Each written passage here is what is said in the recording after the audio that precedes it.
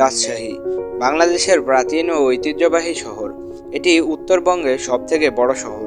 রাজশাহী শহর পদ্মার তীরে অবস্থিত, যা রাজশাহী বিভাগের একটি বিভাগীয় শহর। পদ্মার তীর ঘেঁষে প্রায় 97 বর্গ কিলোমিটার নিয়ে গড়ে ওঠা শান্তিপ্রিয় ও পরিচ্ছন্ন নগরী রাজশাহী।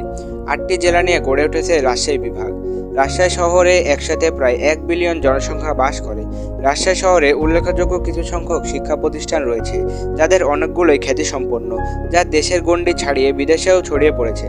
নামকরা এসব শিক্ষা প্রতিষ্ঠানের জন্য রাজশাহীকে শিক্ষানগরী বলেও ডাকা হয়।